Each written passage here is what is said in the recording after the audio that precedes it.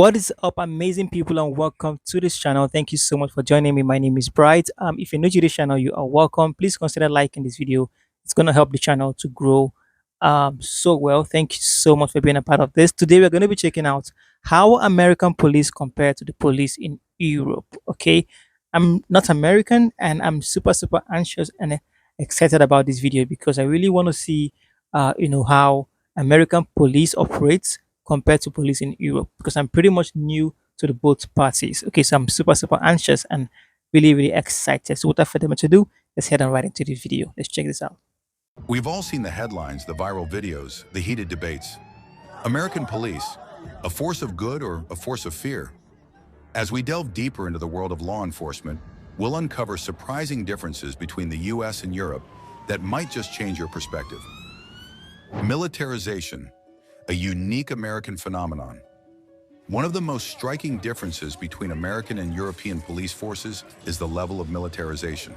In the US, many police departments, even in smaller towns, have access to military-grade equipment like armored vehicles, assault rifles, and drones, largely due to federal grants and a post-9/11 security mindset.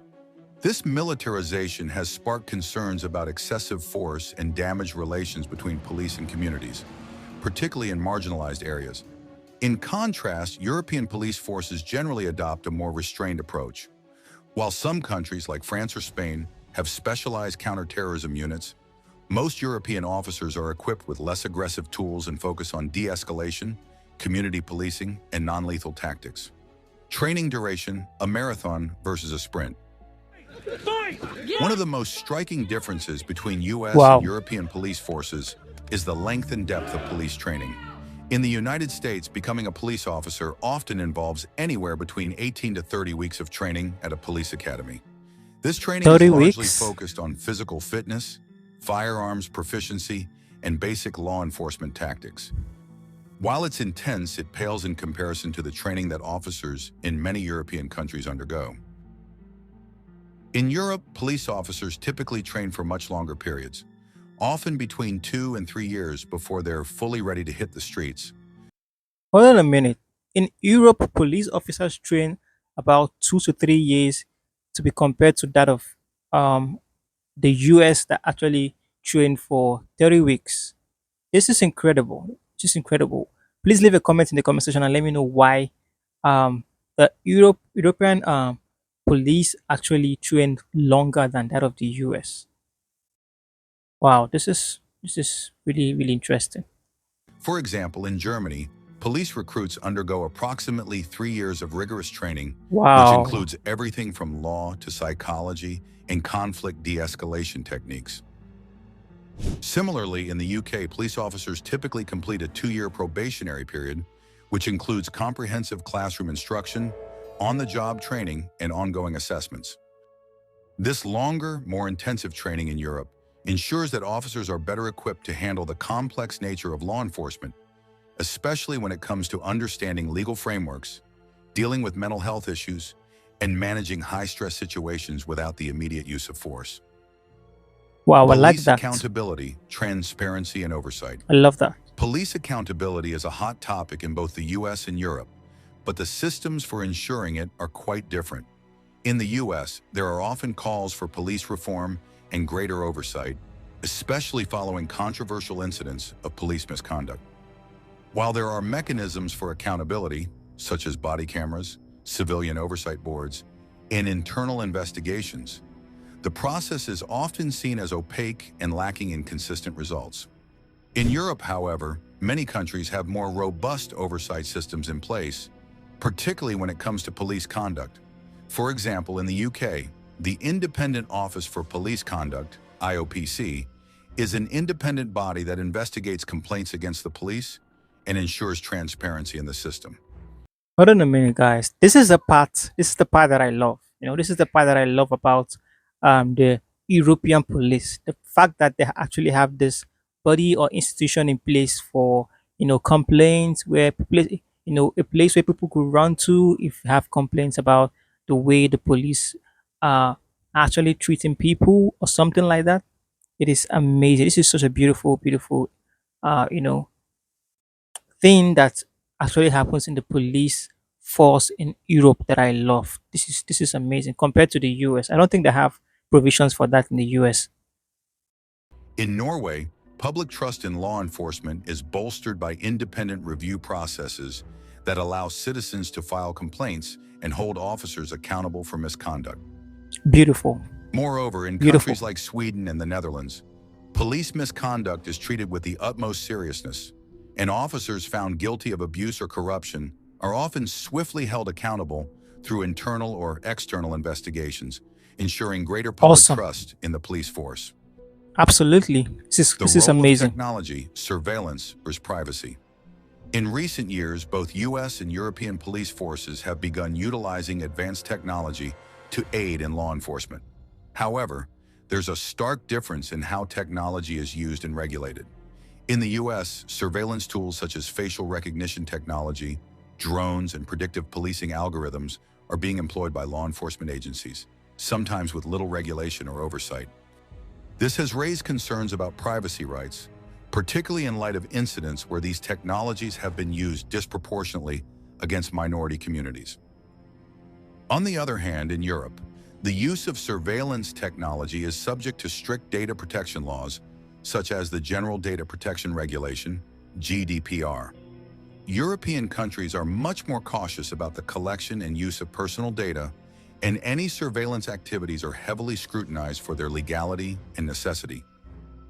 The European Union has set high standards for police use of technology, often prioritizing individual privacy and freedoms over the unchecked expansion of surveillance tools. Policing and mental health. A major difference in approach. Policing in the U.S. often places a heavy burden on officers to handle a wide range of situations, including mental health crises. Unfortunately, the lack of proper training or resources can result in tragic outcomes, with police responding to mental health-related incidents with force instead of care. In the U.S., over 1 in 5 fatal police shootings involve individuals with mental health issues. In Europe, however, mental health training is often integrated into police education from the outset. Countries like Finland and the Netherlands have implemented specialized training and units to deal with mental health emergencies in a way that emphasizes care and understanding rather than punitive measures. In Finland, for example, officers are trained to recognize signs of mental distress and are equipped to handle situations calmly and effectively, I often love working in this. tandem with I healthcare love this. professionals to avoid violent escalation. Moreover, several European countries have separate mental health response teams that operate alongside the police, ensuring that individuals experiencing a crisis receive the appropriate care rather than being incarcerated or subjected to force. Civilian oversight. Hold on a minute, guys. Guys, at this point, I must, applaud the European police for their operations because it's more or less now beginning to look like the European police are actually more effective and more better than the police in the United States. Okay, I might be wrong, but from this video, it is more or less looking like that because when we talk about mental health is such a very important aspect of human living and the way people are being treated or people present themselves. People can be going through a lot mentally, and one way of arresting such situations matters a lot. Okay, like we see how the Americans actually handle such issues with force. Even at some point they get to like shoot the person, but it is the other way around in Europe. There's a proper way, proper way of approaching such matters. People have been trained, but they actually have trained personnel on such matters. Okay, they don't just go and start handling people, rough handling people just to get them arrested or just to get them detained, knowing fully well that this particular person actually is going through a lot mentally. Okay, which is brilliant. Kudos to the police in Europe. A patchwork system in the U.S. Civilian oversight of police is a crucial check on power, but its implementation varies widely across the U.S. Some states have robust civilian review boards with investigative and disciplinary authority, while others rely on internal affairs units within police departments. This patchwork system can lead to inconsistencies in accountability. In Europe, civilian oversight is often more centralized and standardized.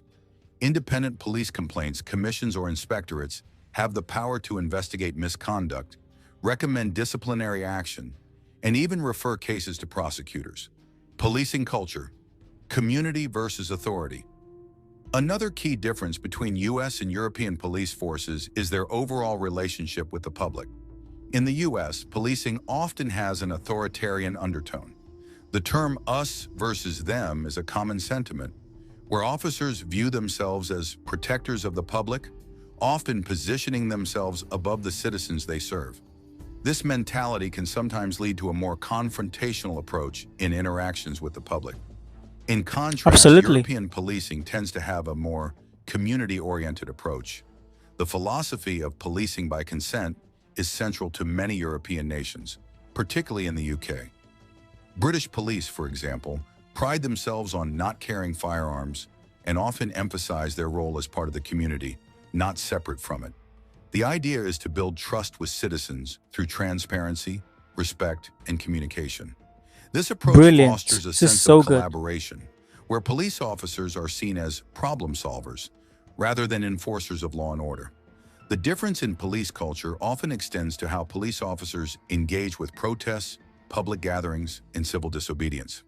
In the US, large-scale protests have sometimes led to violent clashes with law enforcement, with police using riot gear, tear gas, and rubber bullets to disperse crowds. On the other hand, Wow. That's European that's police horrible. forces are more likely to use dialogue, negotiation, and a gradual response to maintain order in similar situations. In countries Which like is the the best Netherlands and Spain, way. for That example, that's actually the best public way. protests are often managed by officers who engage in conversation with protest leaders to prevent violence before it escalates. Public perception and trust. Finally, the public perception of the police is shaped by the differences in their training, tactics, and oversight. In the US, trust in police is a complex and often contentious issue. Incidents of police violence, particularly against Black Americans, have eroded public confidence in law enforcement, especially in communities of color. Movements like Black Lives Matter have highlighted the need for police reform, including changes to how officers are trained, how they interact with the public, and how accountability is handled. However, some communities in the US still have a high level of trust in their local police, and efforts to improve police-community relations continue across the country. In Europe, public trust in police tends to be higher on average. While there are certainly instances of unrest or dissatisfaction with law enforcement, particularly in countries like France and Spain, where protests against police violence have occurred, the overall perception of police is generally more positive. This is largely due to the emphasis on community engagement, lower levels of militarization, and more robust accountability mechanisms. However, European police are not without their own challenges, particularly when it comes to issues like immigration, police brutality, and protests. While both American and European police forces aim to maintain public safety, their approaches to policing, use of force, community engagement, and accountability differ significantly. American police forces tend to be more heavily armed, more focused on immediate law enforcement, and face greater challenges related to accountability. European police forces, on the other hand, often have longer training periods, emphasize community engagement and de-escalation, and generally have stronger oversight mechanisms. Understanding these differences is crucial not only for comparing policing strategies, but also for ongoing discussions about the future of law enforcement in both regions. Enjoyed the video? Give it a thumbs up, share with your friends, and don't forget to subscribe for more amazing content. Wow, that was a long, long lecture, a long, long enlightenment about police in America, the American police, and of course the police in other European countries. This is beautiful.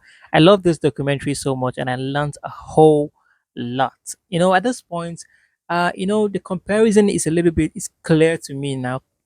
It's defined to me right now because obviously from the look of things I would rather choose police in Europe, the European police, over to the police in the US, of course with the reasons that has been placed before us in the video. But at the same time I really need your suggestions. I want to hear your opinions about this in the comment section. Please let me know what you think about this comparison and what you And if you actually feel that it is being fair, the way the United States police are actually, running the operations, if it's fair enough or if it's not. Okay, please leave your comments and your suggestions in the comment section and let me know what you think. With this, we've come to the very end of the video. Please do not forget to give this video a thumbs up. It actually helps the video, to do well, and also for us to reach more people and have more people coming into the video to discuss about this very topic. Thank you so much for tuning in, and also remain blessed. I'll see you guys in the next video. Bye for now.